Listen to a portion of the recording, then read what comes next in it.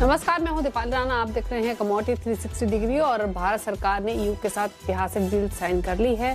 अगर एग्री के हिसाब से देखें तो बीते 6 से 7 सालों में ईयू को भारत का एग्री एक्सपोर्ट दोगुना हो गया है। एडिबल ऑयल इंडस्ट्री से कैसे देखती है, इस पर बातचीत करेंगे। हमारे साथ शो में मौजूद रहेंगे समरिन ग्रुप के सीईओ संदीप बजोरिया, साथ ही आर मनी के डायरेक्टर तरुण सत्संगी भी हमारे साथ हैं, प्रतिफिन मार्केट डायरेक्टर मनोज कुमार जैन हैं, और साथ ही ब्रेक के बाद हमारे साथ बजट पर एक्सपेक्टेशंस क्या है, इस पर बातचीत करेंगे सिस्कॉल के चेयरमैन और एमडी रविकांत उप्पल से।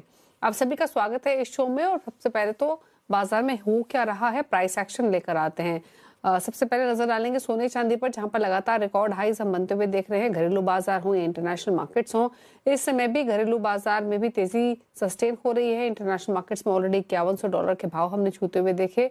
सिमिलरली अभी घरेलू बाजार में 0.2% की तेजी है, 1,60,000 के आसपास प्राइसेस कारोबार कर रहे हैं। सिमिलरली अगर सिल्वर के भाव देखेंगे तो घरेलू बाजार में लगभग 3,60,000 और इंटरनेशनल मार्केट्स में हमने प्राइसेस $111 प्रति औंस तक जाते हुए देखे। इनफैक्ट इस समय $112 यानी 8% की तेजी अभी भी इंटरनेशनल मार्केट्स में चांदी में देखने को मिल रही है। एनर्जी पैक में भी वापस एक्शन लौटते हुए दिखाई दिया है। हालांकि क्रूड आज थोड़ा सुस्ता रहा है, प्रीवियस सेशन में हमने एक तेजी देखी थी। नेचुरल गैस के प्राइसेस वापस ऊपर की तरफ कारोबार करते हुए दिखाई दे रहे हैं। मेटल पैक थोड़ा सा लैकलस्टर। इनफैक्ट नेचुरल गैस 22% ऊपर इस समय कारोबार करते हुए दिखाई दे रहा है। नेशनल गैस में इनफैक्ट जो तेजी है वो एकाएक काफी स्ट्रांग होते हुए दिखाई दी है। चलिए ट्रेडिंग स्ट्रेटेजीज पर बातचीत करते हैं। नेशनल गैस पर भी करेंगे फोकस। पहले मनोज कुमार जैन के पास चलते हैं। मनोज जी, पहले तो बताइए क्या ट्रेडिंग कॉल्स जो आपने आइडेंटिफाई की है वो क्या रहेंगे आपकी तरफ से? नमस्कार दीपाली जी। मेरा मानना है कि यहाँ पे गोल्ड में एक स्ट्रॉन्ग पॉजिटिव मोमेंटम बना हुआ है। इंटरनेशनल मार्केट कीमतें $5,100 के ऊपर सस्टेन होती हुई दिख रही है। भारतीय बाजारों में भी कीमतें हमने देखा है कि 1,55,000 के स्तर के ऊपर लगातार बनी हुई है। तो गोल्ड में यहाँ पे डिप्स में बाय की सलाह रहेगी। अगर शाम के सत्र में थोड़ा डिप आता है 1,58,000 से 1,57,700 के रेंज में, तो वहां पे फ्रेश बाय करना चाहिए। स्टॉप लॉस 1,56,600 का रखना चाहिए और टारगेट यहाँ पे 1,60,000 तक के रखे जा सकते हैं। वहीं मेटल पैक में हमने देखा है कि कॉपर में एक पॉजिटिव मोमेंटम फिर बनता हुआ नजर आ रहा है और कीमत अब 1,300 के ऊपर बनी हुई है। तो जो फरवरी कॉन्ट्रैक्ट है वहां पे बाय की सलाह रहेगी 1,312 के स्तर पर। स्टॉप लॉस 1,301 का रखना है और टारगेट यहाँ पे 1,330 तक के रहेंगे। ओके, अच्छा तरुण, आपकी तरफ से ट्रेडिंग स्ट्रेटजीज क्या होंगी? हाय दीपाली, हम शॉर्ट टर्म आउटलुक शेयर करते हैं, ट्रेडिंग स्ट्रेटेजीज कम शेयर करते हैं। तो शॉर्ट टर्म के पॉइंट ऑफ व्यू से बताइए, वो भी काफी इंपॉर्टेंट है। क्या करें सोने चांदी में जब लगातार रिकॉर्ड बन रहे हो? जी जी, देखिए अल्टीमेटली हमने है ना ईयर स्टार्टिंग में बोला था कि गोल्ड के प्राइसेस 1,60,000 आ सकते हैं। इवन सिल्वर के प्राइस जो है 1,20,000 से 120 से $125 तक आ सकती है इंटरनेशनल मार्केट में। एंड सिल्वर गोल्ड का भी बोला था कि 5,000 से 5,500 आ सकता है। 5,000 वो क्रॉस किया है। कल का जो मूवमेंट हुआ उसके बाद में देखिए कल मार्जिन कॉल हमने देखे कॉमेक्स पे आते हुए, जिसकी वजह से देखिए हंट ब्रदर्स के टाइम पर जो इंट्राडे सिल्वर का मूव आया था वैसा ही मूव देखा, लेकिन हाई से 14% का गिरावट भी आया। आज नो डाउट रिकवरी हुई है क्योंकि अभी मार्केट के जो फंडामेंटल्स हैं वो चेंज नहीं हुए हैं। बट स्टिल हमारा ऐसा मानना है कि कल के हाई कटने बहुत जरूरी है in case of gold. $5,112 in the COMEX spot and silver के केस में $118 कॉमेक्स स्पॉट। अगर ये लेवल नहीं कटते तो शॉर्ट टर्म में हो सकता है साइडवेज टू प्रॉफिट बुकिंग के आसार देखने को मिले। डोमेस्टिक मार्केट के लेवल एक्चुअली अभी काम नहीं करेंगे क्योंकि कल हमारा इंडियन मार्केट क्लोज था और इसी वजह से जो कल का रिएक्शन था वो हमारे प्राइस में देखने को नहीं मिल रहा है। तो मैं यही कहूंगा कि एग्जैक्टली अगर 5112 के ऊपर गोल्ड जाएगा, $118 के ऊपर चांदी जाएगी, तभी इसके अंदर फर्दर तेजी आते हुए देखेंगे। No doubt short to medium term trend तेजी का है। बट अगर ये लेवल नहीं कटे एंड सब्सिक्वेंटली 5,049.88 के नीचे गोल्ड के प्राइस गए एंड सिल्वर अगर 101.9 के नीचे गए जो कि कल का लो है, तो मे बी शॉर्ट टर्म में प्रॉफिट बुकिंग देखने को मिले। तो एक अच्छे लेवल मिलेंगे इन्वेस्टर्स को। अगर प्रॉफिट बुकिंग आती है that would be a healthy sign. But अभी मुझे ऐसा लगता है कि market is correction is due और कल के हाई नहीं कटते तो शॉर्ट टर्म में करेक्शन देखने को मिलेगा। ओके, चलिए ये बात सोने चांदी की हुई, लेकिन मनोज जी नेचुरल गैस में क्या हो रहा है? मतलब ये तो मोस्ट वॉलेटाइल कमोडिटी रहती है, बट जिस तरीके के ऊपर नीचे के दायरे वो भी जिस परसेंटेज टर्म्स के रेशियो में देखने को मिले हैं वो काफी ह्यूज रहे हैं।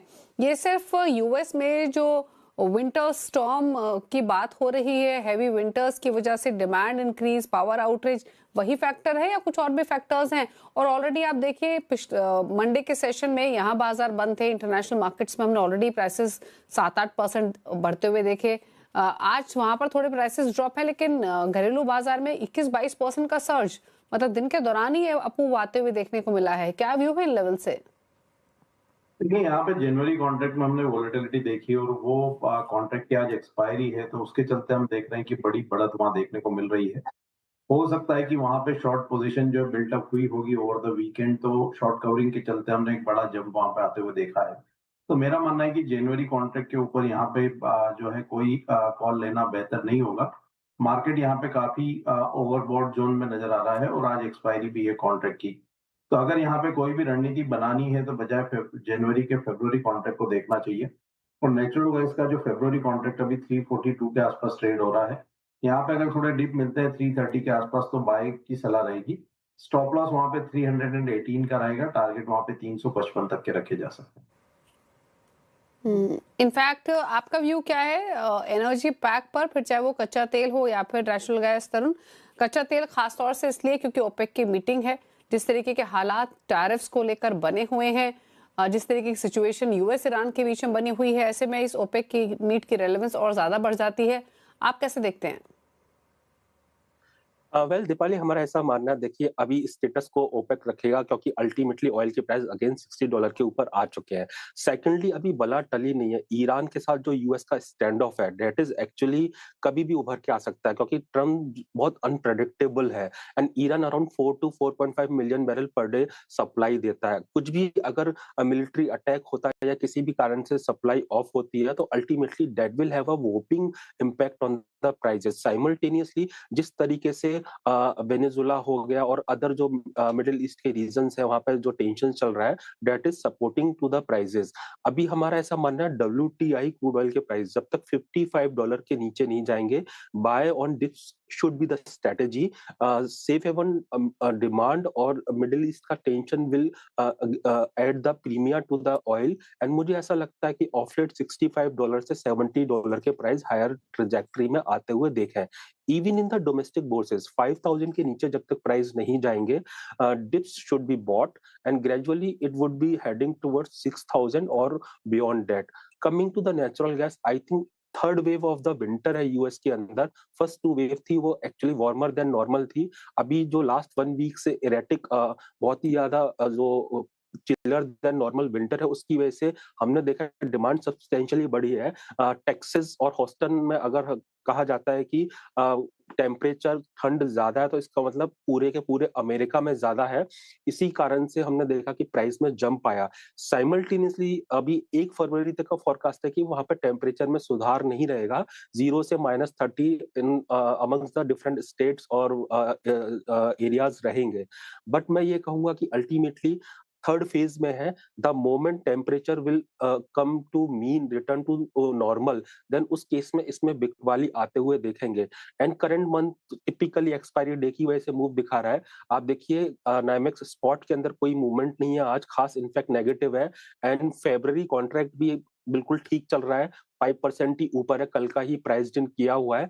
मुझे ऐसा लगता है कि इसके अंदर रैली हो चुकी है।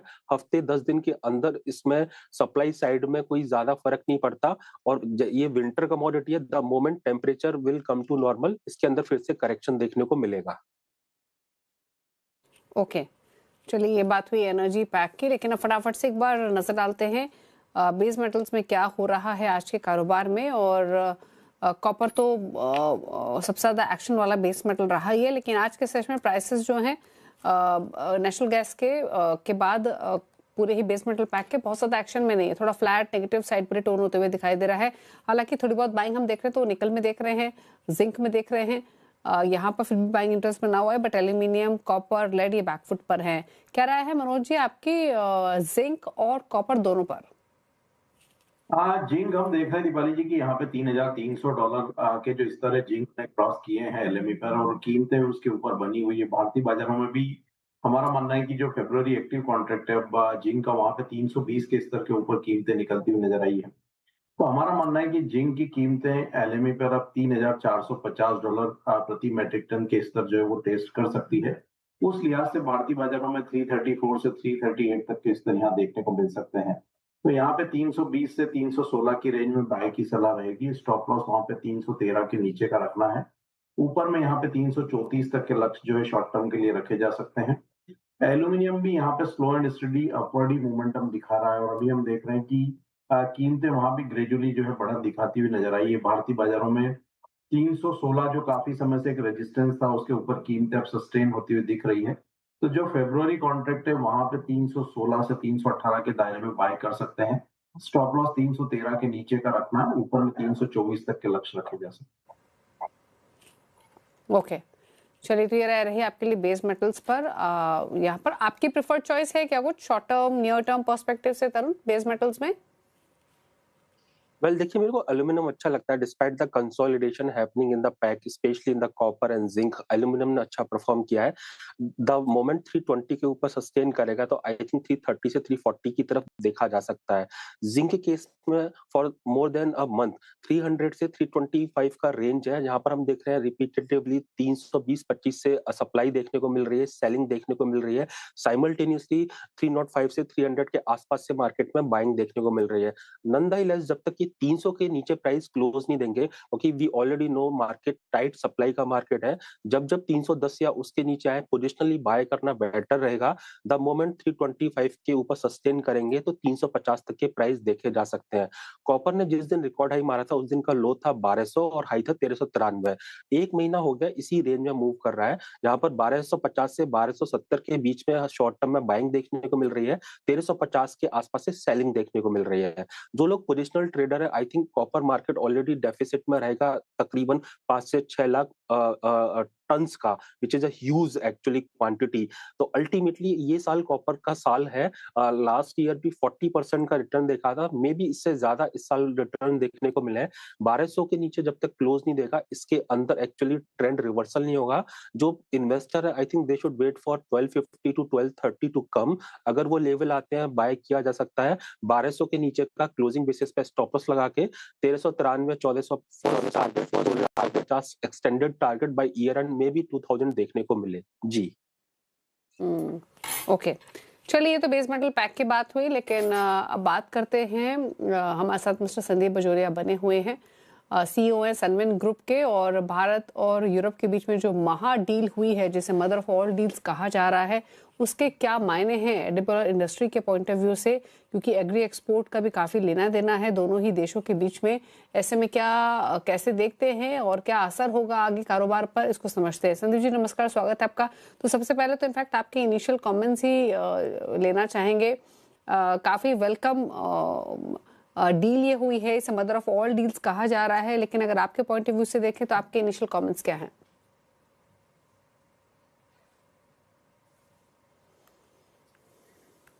संदीप जी अनम्यूट करके बात करिए प्लीज। ईयू की जो डील है और 2027 से इम्प्लीमेंट होने वाली है, ये डील के लिए जो खबरें जो सामने डिटेल्स आए हैं, वो डिटेल्स ऐसा है कि ईयू में जो ओरिजिन में पैदा होता है ऑयल सीड्स, वो एक रेपसीड है, कुछ सनफ्लावर है और ऑलिव है। तो ये 3 ऑयल होते हैं। तो ये 3 ऑयल के लिए उन्होंने फेज मैनर में कि भाई पहले साल से लेके 5वें साल तक जो कस्टम ड्यूटी है उसको धीरे-धीरे घटाने का प्रावधान किया है। तो वो एक तरीके से हमारे इंडिया के लिए एक डिफरेंट ओरिजिन डेवलप हो जाता है, जहां से हम ये तेल इंपोर्ट कर सकते हैं, बिकॉज इंडिया तो वर्ल्ड का लार्जेस्ट इंपोर्टर है वेजिटेबल ऑयल का। आप जानते हैं हम 160 लाख टन इंपोर्ट करते हैं, $18 बिलियन की वर्थ का। और हमारे जो ट्रेडिशनल सप्लायर्स हैं वो तो मलेशिया, इंडोनेशिया, थाईलैंड है पाम के लिए, सोयाबीन के लिए अर्जेंटीना, ब्राजील है, फिर बाद में सनफ्लावर के लिए रशिया, यूक्रेन, अर्जेंटीना है। तो हमें ईयू से भी एक नया ओपनिंग मिलेगा और वो कुछ सोयाबीन ऑयल, कुछ सनफ्लावर ऑयल और कुछ रेपसीड ऑयल वहां से आने की संभावना बनेगी। आधी ड्यूटी वहां से लोअर होती है तो फेज मैनर में, और ऑलिव ऑयल भी इंपोर्ट बढ़ सकता है।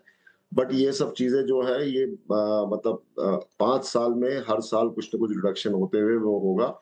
सो मेरा कहना ये है कि हमें कोई दिक्कत नहीं है। इस तरह से हमें कुछ इंपोर्ट और एडिशनल आ जाता है ईयू से, तो हमें ऐसे भी खपत बहुत है हमारे यहाँ। और हमें रादर प्राइस कॉम्पिटिटिवनेस मिलेगा। दूसरे ओरिजिन से जो कीमतें हैं उससे हमें इनको कम्पीट करा सकते हैं और कॉम्पिटिटिव प्राइसिंग पे हम इनसे इम्पोर्ट कर सकते हैं। लेकिन मुझे लग रहा है हर चीज में गवर्नमेंट ने बड़ा स्मार्टली एक कोटा बनाया है कि भैया आपको ड्यूटी कम करेंगे, लेकिन ड्यूटी कम करेंगे तो आप इतना ही क्वांटिटी जो है आप इतने रेट की ड्यूटी मिनिमम ड्यूटी में इम्पोर्ट होगा, बाकी ऊपर में नहीं होगा। आई थिंक ये कोटा सब चीजों में उन्होंने लगाया है मेरे ख्याल से, जो ऑटोमोबाइल भी है और ये सब चीजों में। तो वो एक एक राइट मूव होती है कि भई आपको एक्सेस मिलेगा मार्केट का, ड्यूटी भी आपके लिए धीरे-धीरे लोअर करेंगे, लेकिन यहाँ की इंडस्ट्री और ट्रेड को और किसानों को दिक्कत ना हो ज़्यादा, इसके लिए आपने एक लिमिट बाँध दी कि इतनी क्वांटिटी तक ही आ सकता है। तो वो एक अच्छा कदम गवर्नमेंट ने उठाया। तो हम स्वागत करेंगे इस ईयू इंडिया ट्रेड डील का, और अभी जिस तरह का वर्ल्ड में मैक्रो इकोनॉमिक माहौल चल रहा है, आई थिंक इंडिया के लिए और ईयू के लिए, दोनों के लिए ये स्ट्रैटेजिक डील बहुत इंपॉर्टेंट रखती है। 1 बिलियन पॉपुलेशन, 1.4 बिलियन इंडिया की पॉपुलेशन है और वहाँ की यूएई इंडिया की मिला के 2 बिलियन का एक ब्लॉक बनता है।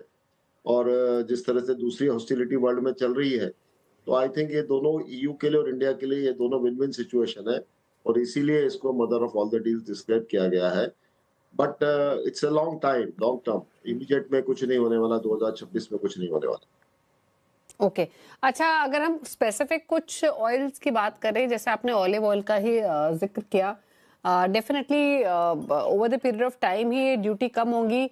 जो डिटेल्स आई हैं उसके मुताबिक ऑलिव ऑयल्स पर जो टैरिफ है वो 45% से घटकर 0% ओवर 5 इयर्स होगा। या फिर अगर हम बाकी क्षेत्रों की बात करें, फिर बाकी ऑयल्स की बात करें जो हम लेते हैं, कितना क्वांटिटी में फिलहाल, अगर आप आइडिया दे सके, इंपोर्ट होता था, खपत यहाँ पर, डिमांड यहाँ पर कैसी थी, और प्लस इस डील के बाद ऑफ कोर्स इमीडिएट इफेक्ट तो नहीं आएगा, लेकिन with period of time imports में या फिर प्राइस सेंसिटिविटी में क्या असर देखते हैं? देखिए, ऑलिव ऑयल का इंपोर्ट इंडिया में कोई बहुत बड़ी क्वांटिटी नहीं है। ऑलिव ऑयल एक सैलेड ऑयल जैसे यूज होता है और एक बहुत एफ्लुएंट सेक्शन यूज करता है इसको। तो ऑलिव ऑयल का कंजम्पशन इंडिया में मेरे ख्याल से 15-20 हजार टन के ऊपर नहीं है। लेकिन यस, यदि ड्यूटी उसकी घट के धीरे-धीरे ज़ीरो हो जाती है और इंडिया भी एक हर साल 7% की जीडीपी ग्रोथ है, तो मुझे लग रहा है हमारा ऑलिव ऑयल इंपोर्ट बढ़ेगा और इंडिया में फिर वो प्रोत्साहन करेगा बहुत सारे लोगों को ऑलिव ऑयल यूज़ करना। और आई थिंक ऐसे केस में धीरे-धीरे करके यदि 0% ड्यूटी हो जाती है, ऑलिव ऑयल का इंपोर्ट मुझे लग रहा है वो बढ़ सकता है, 80,000 1 लाख टन तक हो सकता है 5वें साल में। तो ये एक संभावना है, ऑलिव ऑयल के लिए ये एक ब्राइट ओपनिंग हो जाएगी, और इंडिया के कंज्यूमर्स के लिए भी, जहाँ सैलेड के लिए जो ऑलिव ऑयल प्रेफर करते हैं, उनके लिए भी एक अच्छा ऑप्शन बन जाएगा। तो वो एक पॉसिबिलिटी, लेकिन ऑलिव ऑयल इतनी बड़ी क्वांटिटी में ना वहाँ अवेलेबल है, ना यहाँ हम इम्पोर्ट करने वाले हैं, तो इंडिया के किसानों को वो कोई असर नहीं करेगा। ओके, चलिए, शुक्रिया संदीप जी आने के लिए शो में और इस खबर पर अपने व्यूज रखने के लिए। Thank you so much. रुक रहे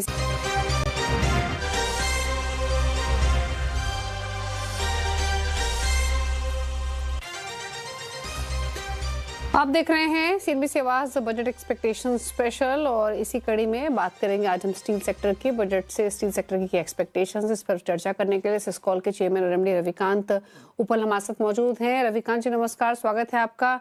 अच्छा, आई एम श्योर लिस्ट काफी लंबी होगी बजट एक्सपेक्टेशंस की, और अगर हम इंडस्ट्री के पॉइंट ऑफ व्यू से देखें तो फिर चाहे वो MSME की मौजूदा लिमिट हो, उसको लेकर PLI स्कीम में प्राथमिकता को लेकर समेत ढेर सारी एक्सपेक्टेशंस है जो इंडस्ट्री लेकर चल रही है, लेकिन आपके हिसाब से टॉप 3 विश लिस्ट क्या रहेगी? देखिए, मैं MSME सेक्टर को रिप्रेजेंट करता हूं, तो मैं आपकी जो एक्सपेक्टेशन है उसी व्यू पॉइंट से बताऊंगा। देखिए, जो हमारा MSME सेक्टर है, इसका राष्ट्रीय की जितनी जो GDP है उसके बीच में 30% इसका वो कंट्रीब्यूशन है, और एक्सपोर्ट में ये लगभग जो है 49% करता है, और इनकी बहुत जो है पोटेंशियल है इसको आगे ग्रो करने का। तो ये नेचुरल है कि जो आने वाले बजट में सरकार को कुछ ऐसे और ठोस कदम उठाने चाहिए जिससे कि MSME सेगमेंट को और इंकरेजमेंट मिले और हमारे नेशनल GDP में और भी ज्यादा कंट्रीब्यूशन करें।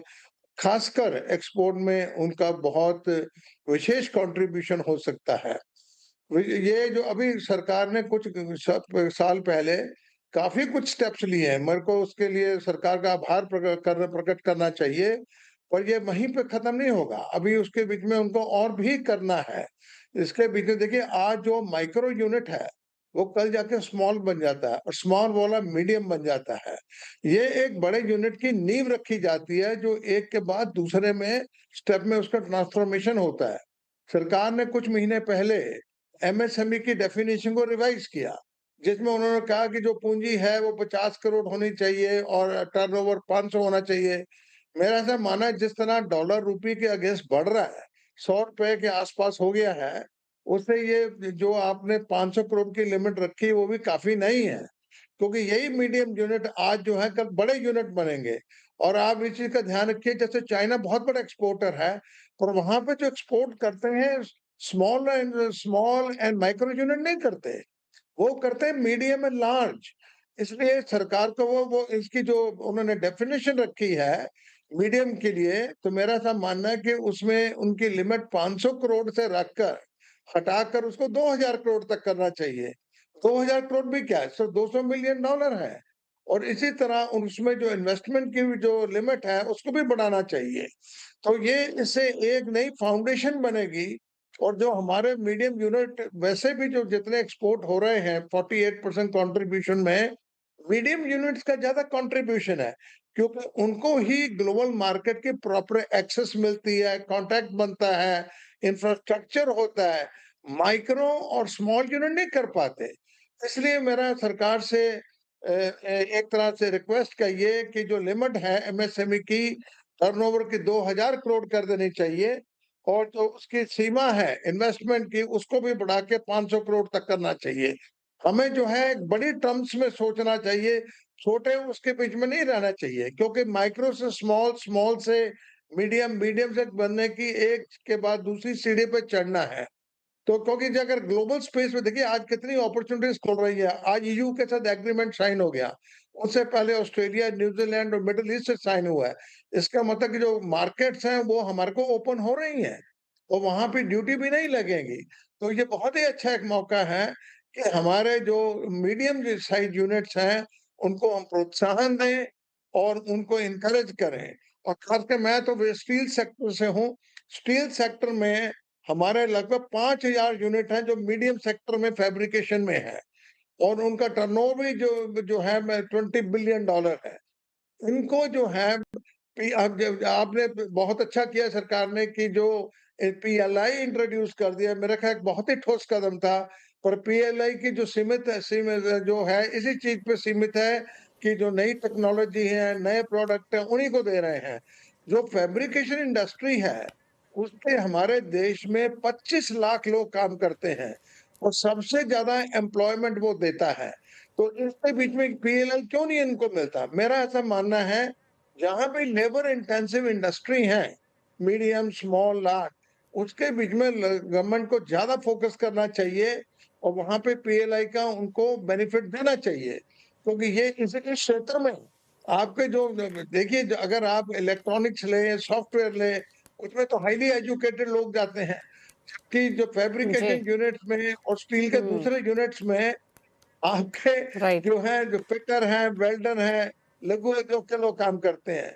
उन दोनों को मतलब उनकी ग्रोथ जी। करने के लिए एम्प्लॉयमेंट की हमको जो है हर ठोस कदम उठाना चाहिए, और बजट में पीएलआई को जो है फैब्रिकेशन इंडस्ट्री को भी देना चाहिए। जी।